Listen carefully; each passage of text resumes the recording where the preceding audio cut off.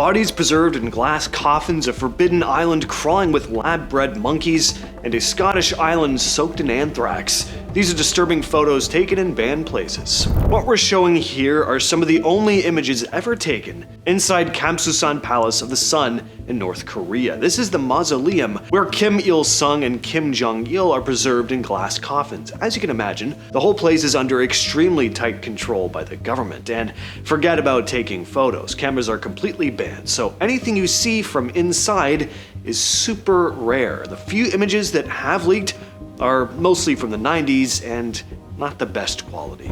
This creepy looking fence is known as the Gate of Hell, the only thing standing between the people of Hacienda Heights, California and whatever's hidden behind it, and story goes it's not good. The property behind this fence has been abandoned for decades. Back in the 40s there was supposedly a sanatorium here, and the rumor is it got shut down because of malpractice. But that's not the only story. Some say the building beyond the fence was home to Satan worshippers, with all kinds of dark rituals happening behind closed doors. Gossip really took off because of the back entrance. A few people who snuck a peek claim to have seen pentagrams and cult symbols scrawled all over the walls, and if you catch a glimpse through the windows, some swear they've seen red stains on the floors. Nobody can say for sure. The fence definitely has a vibe about it. Makes you wonder if it's keeping people out or something in.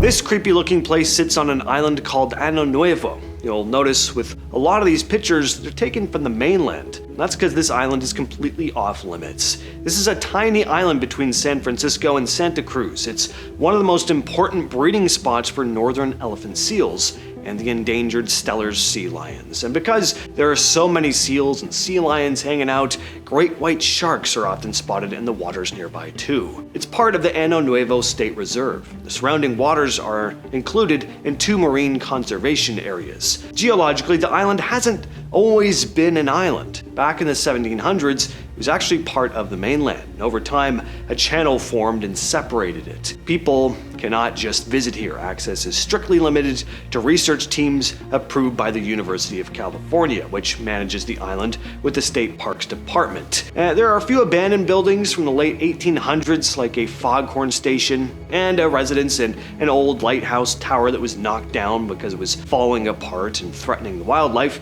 Some of the remaining buildings are still used for research, but other than that, the island is just completely off limits to the public. In the suburb of Downey in LA, there's a group of old buildings that have been abandoned for years. The sidewalks are cracked with weeds growing through them, and banana trees have grown as tall as the roofs. The windows and doors are all boarded up. This used to be the Los Alamos County Poor Farm. The farm opened in 1887. The county bought 124 acres to create a place for people who were poor, elderly, or disabled. Residents worked on the farm, growing fruits and vegetables, raising cows, pigs, and chickens. The food, of course, helped feed everyone, and any extra was then sold to make money. The first people moved in 1888, and Dr. Edwin Burdick, a doctor with a farming background, ran the place. Over time, the farm expanded. By 1910, it covered about 400 acres. Life wasn't always idyllic, though. Residents weren't always treated well, and there were plenty of cases of people taking their own lives. In 1915, a new superintendent, William Rudy Harriman, took over. He renamed the farm Hondo and started calling everyone patients instead of inmates. The number of people living there grew, reaching nearly 2,000 during the Great Depression. A tent city was added to accommodate everyone. In 1932, the focus shifted to medical care and rehabilitation, and the name changed to Rancho Los Amigos. By the 50s, it had become a full hospital, and the farming part was no longer used. The old buildings were abandoned in the 80s, and they've sat abandoned and off limits ever since. Morgan Island down in Beaufort County, South Carolina is a pretty unusual place. Most people know it by its nickname, Monkey Island, because it is home to a huge population of rhesus macaques. There are a few thousand of them there, freely roaming around. And how they get there? In the late 70s and early 80s, around 1,400 of them were moved there from a research center in Puerto Rico. Since then, the population has grown, and the island ended up becoming one of the largest colonies of rhesus macaques outside of their natural habitat. The island is owned by the South Carolina Department of Natural Resources, but but the monkey colony is managed by the National Institute of Allergy and Infectious Diseases. Because of that, it isn't open to the public. You can go near it by boat, but nobody's allowed to actually step onto the island unless they're part of an authorized research team. And speaking of research, a portion of the monkeys, usually a few hundred a year, are captured and taken off the island to be used in labs. Yeah, sorry, had to be a dark side to this one too. In 1929, a huge landslide hit San Pedro, California, and several wooden homes slid straight into the ocean. At its worst, the ground was moving about 11 inches a day. The landslide swallowed houses, sidewalks, rail tracks, and the street itself. Homes that weren't destroyed were moved to other parts of town, and the remains were torn down. Today, the area is known as Sunken City. It's been posted as no trespassing for decades, but people still go here. Trespassers can be hit with fines and any cars are towed. The terrain is very unstable. The LA Fire Department has to rescue people from here almost every week. It is not a safe place to explore. This is the old Inunaki Tunnel in Japan. It was built in 1949. Over the years, it picked up a reputation. There were a lot of violent crimes here and a number of deaths. It got such a bad name that the tunnel was eventually closed off completely. And once that happened, the rumors about a village you can't enter started to spread. People began to tell stories of odd sounds coming from deep in the closed-off tunnel. Then people started talking about Inunaki Village, hidden out in the woods. Said to be this tiny village of only a few people who want nothing to do with the rest of Japan. Hostile, living by their own rules, snatching up anyone who wanders too close. One of the most well-known stories goes back to the early 70s. A couple's car had broken down on a back road, and while trying to find help, they ended up walking into what looked like some abandoned village. Everything was quiet until an older man stepped out of one of the houses. In the legend, he tells them they've reached Inunaki and then attacks them with a sickle. These are photos from Hashima Island, also known as Gunkajima or Battleship Island. It sits off the coast of Nagasaki. From the late 1800s until 1974, it was a coal mining town run by Mitsubishi.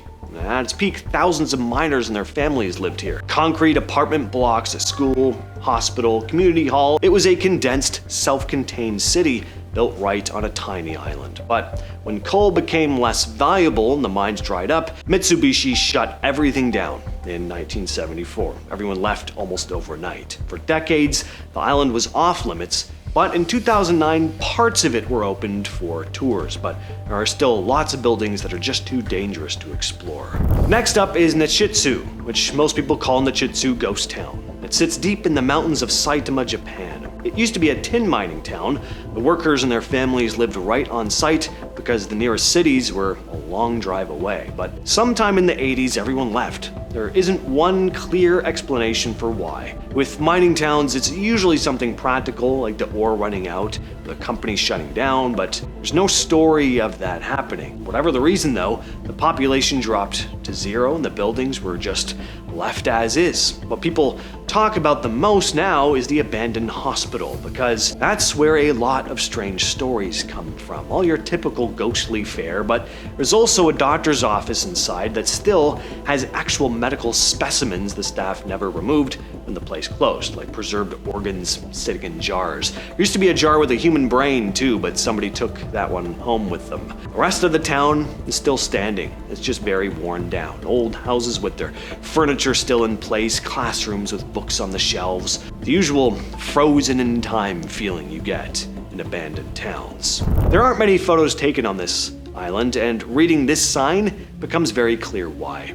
Gruinard is a small, windy Scottish island about 1 kilometer off the mainland. During World War II, Britain used it to test biological weapons, specifically anthrax. They released the spores there and sheep were placed on the island. Just days after being exposed, the sheep got sick and died, surprise, surprise, proving the weapon was lethal.